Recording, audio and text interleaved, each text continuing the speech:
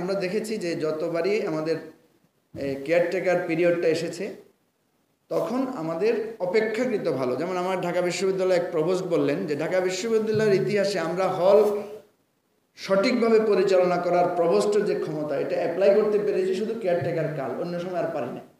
যে সরকারে আসুক সেই সরকারের অধীনে সরকারের ছাত্র সংগঠনের নির্দেশেই আমাদেরকে বিশ্ববিদ্যালয়ের হল পরিচালনা করতে হয়েছে।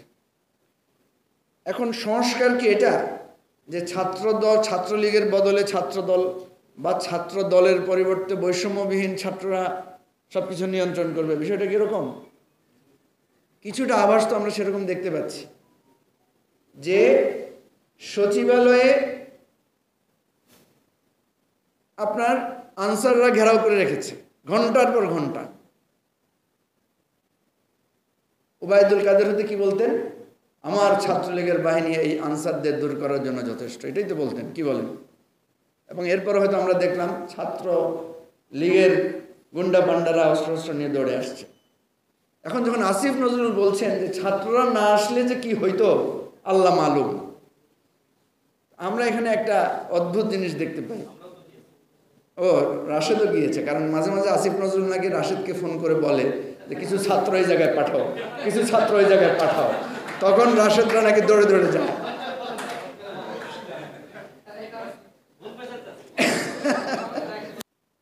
আচ্ছা, যাই হোক, রাশেদদের অফিসে এখন প্রচুর লাইন। আমি বললাম যে এত লাইন, এত মানুষের লাইন কেন?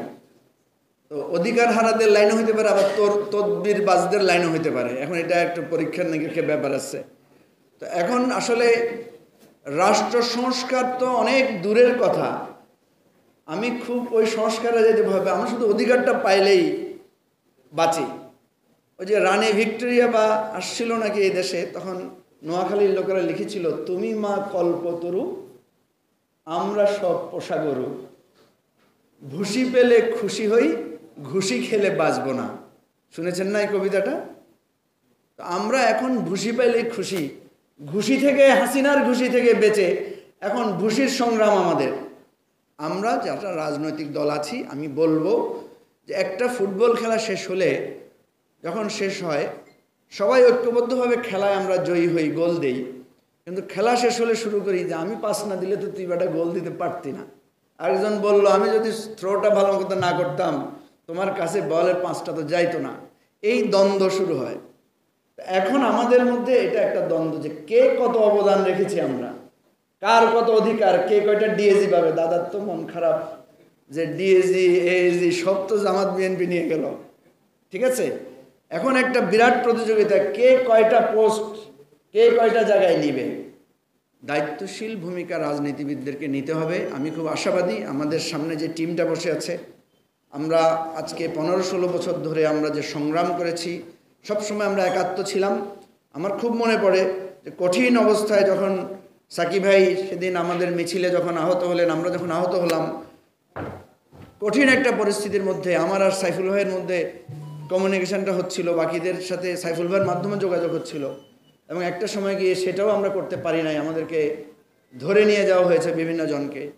তো এই স্মৃতি, এই শক্তি যাতে আমরা কখনো ভুলে না যাই, আমরা যাতে এখন পাওয়ার বিষয়টাকে গুরুত্ব দিয়ে বেশি চেষ্টা না করি, বরং ওই হাসিনার অন্ধকার যুগ থেকে ফিরে এসেছি, এটাই সবচেয়ে বড় প্রশান্তি। এবং এরপরে ছাত্রদেরকে কিভাবে সতর্ক করা যায়, ছাত্রদেরকে কিভাবে লাইনে রাখা যায়, বিএনপিকে কিভাবে সংযত করা যায়, ধৈর্যশীল করা যায়, আরও অন্যান্য দল যারা ধর্মভিত্তিক দল আছেন তাদেরকে কিভাবে অতি আবেগী হয়ে যাওয়া থেকে বিরত রাখা যায়, আমাদের রাষ্ট্রটাকে যাতে একটা স্থির জায়গায় ধীরে ধীরে নিয়ে সত্যিকার সংস্কারের জায়গায়, সংস্কারের কিছু মৌলিক দিক আছে সেগুলো এসেছে, আরও আসবে।